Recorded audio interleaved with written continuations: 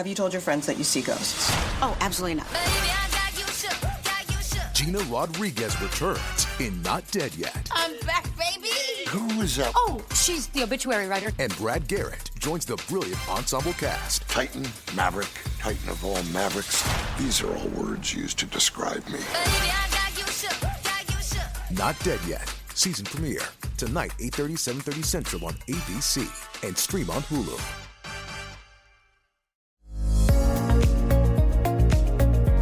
It's the Happy Families podcast. It's the podcast for the time-poor parent who just wants answers now. Today, somebody that I'm just delighted to talk with again on the podcast. He's been on the Happy Families podcast a couple of times now, Paul Dillon. He is an author and education consultant. He is also the director of Data, Drug and Alcohol Research and Training Australia. Paul has been speaking to, something like 700 bajillion kids and parents and educators on an every day, every year basis. I don't know any speaker in Australia who has booked out as much as Paul Dillon, and he's kindly taken a little bit of time to have a chat with us today because Schoolies is just around the corner. Paul, you've got a bit of a frog in your throat and you're not 100%, so really appreciate that you've taken some time to have a chat about something that a lot of parents of school leavers are starting to get a little bit worried about right now. Not a problem, Justin. Thank you very much for inviting me to be a part of it again. And unfortunately, I got a throat infection. So apologies to anyone listening.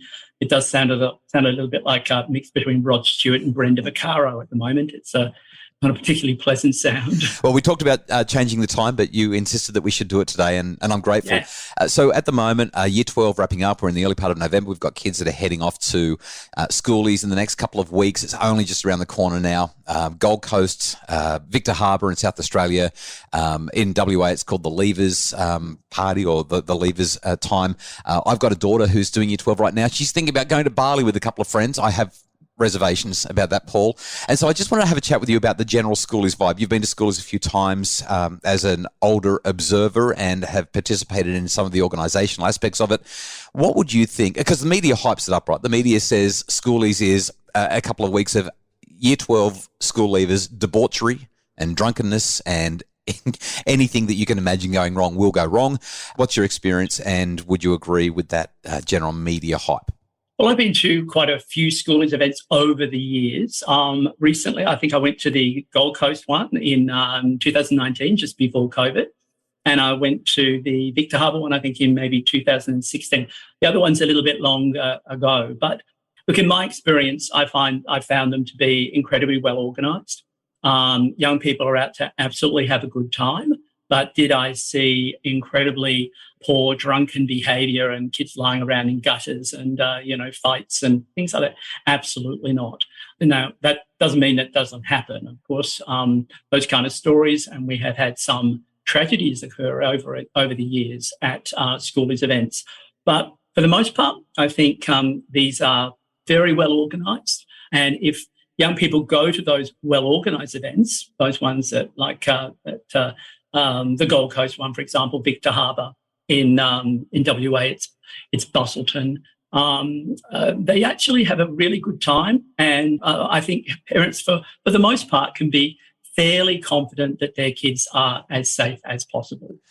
I think that this distinction is probably pretty important for most parents. I know that Bali is becoming increasingly popular. Before we chatted on the podcast just now, you were mentioning Fiji is really becoming quite popular for Sydney-siders and maybe those in Melbourne as well. And Byron Bay has obviously started to really escalate in the last few years with Byron Bays and just the hype around the place.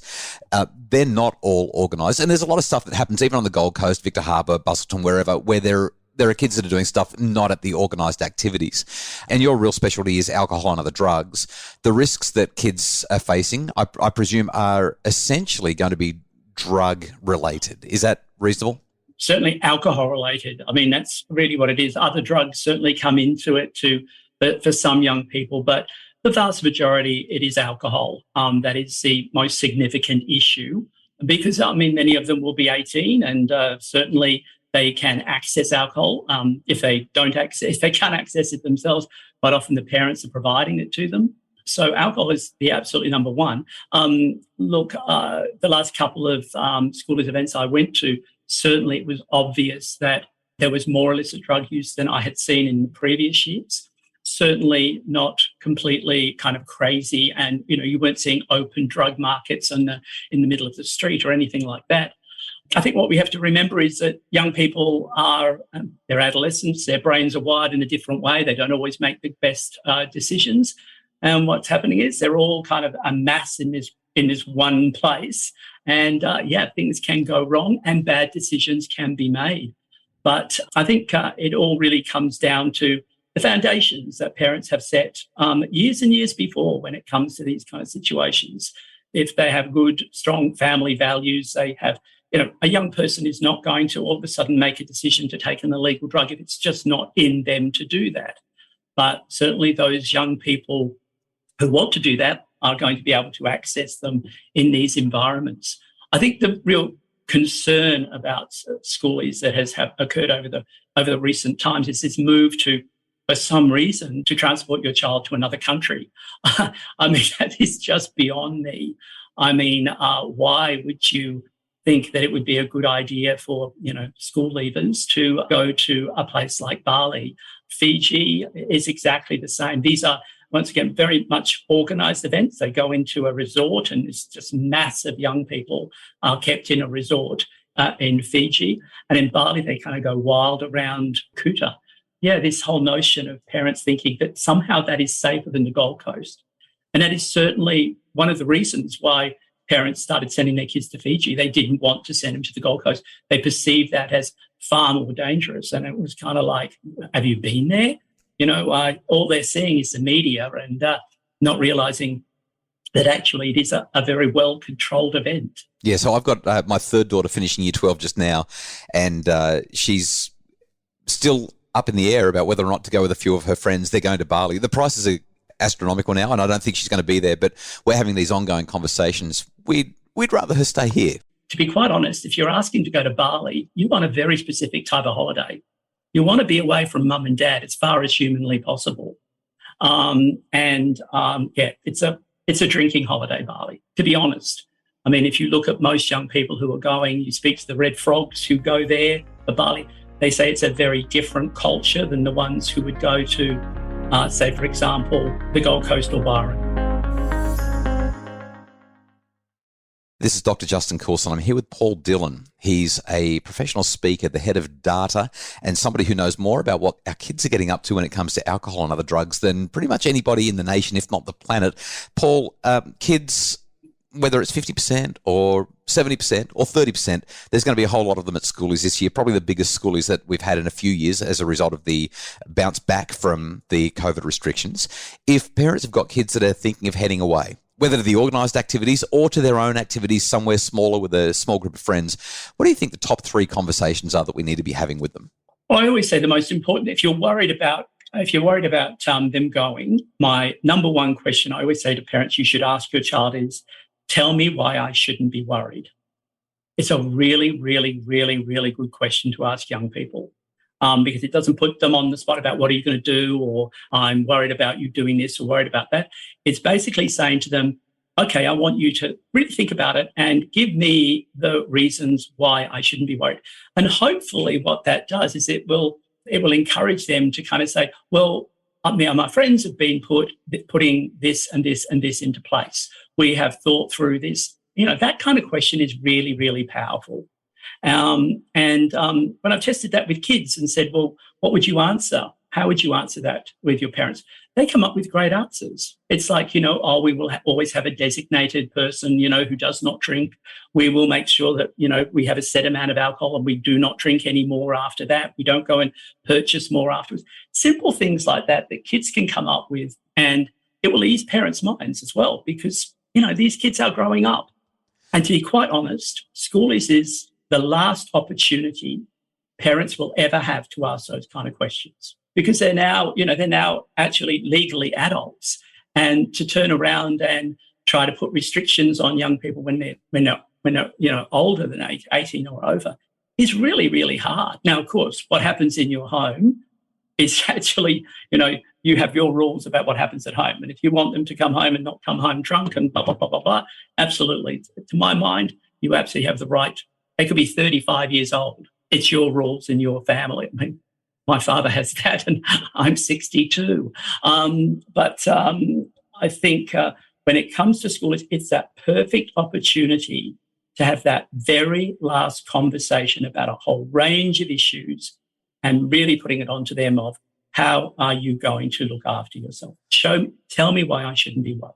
I'm just thinking about one or two other conversation pieces that we might have with our kids. Something that strikes me is, and I've had this with two of my kids already, I'm about to have it with the third one, and that is, if anything happens, just call me. Like you could literally be in the worst situation ever. Just call me. Don't leave it to somebody else to ring. Don't leave it to your friends to get you out of a situation. Just call me, and I'll work out what I can do to help you. And I always say to young people also, I think what's very important is that the whole idea of Schoolies is quite frightening for an awful lot of parents. Yeah. So I say to, I'm going to WA to do a series of leavers talks that I just talk about leavers with some of the Year 12s that I've met over the years. And, one of my big things, I say to them, your parents are scared. So you know what? Just be a really great kid for 3 or 4 days that you're away or however long you're away for. Just make sure you call them at least once a day. Not a text, just a quick call, say, look, everything's fine, I'm alive.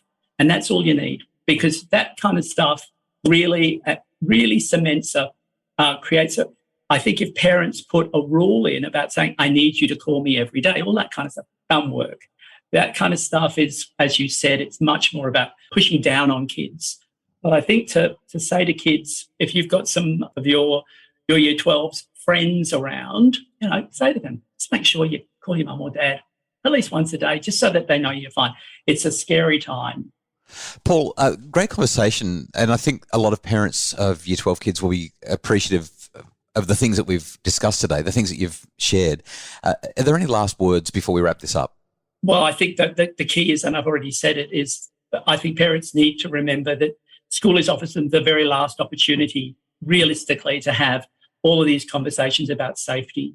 Because what Schoolies does is it kind of magnifies all of those safety issues that they're going to be facing for the next, any parent who thinks that when they've left school and they've got through, they've got to the end of it. It hasn't even started. 18 to 25 is a really scary kind of time. And this is going to be your last opportunity as a parent to kind of open this conversation and hopefully have that discussion about safety in a way that is not emotionally charged, but to kind of say, look, I love you, I care about you, and we just want you to be safe. And bad things can happen, but if we put things into place, we trust each other, you know what? You can have a great time, memorable time that will stay with you for the rest of your life. Paul Dillon, the founder of Drug and Alcohol Research and Training Australia, Data, professional speaker, former school teacher, author, and a guy who knows his stuff. What a great and important conversation. Thank you so much, Paul. Thank you, Justin. The Happy Families podcast is produced by Justin Rulon from Bridge Media, and Craig Bruce is our executive producer. For more info about the things we've talked about today, check out Paul's website. You can just Google Paul. We'll link to him in the show notes, and you'll also be able to find out where he's giving talks for school students, parents, teachers, and everyone else right around the nation. We'll link to all of that. And if you'd like more information about making your family happier, visit us at happyfamilies.com.au.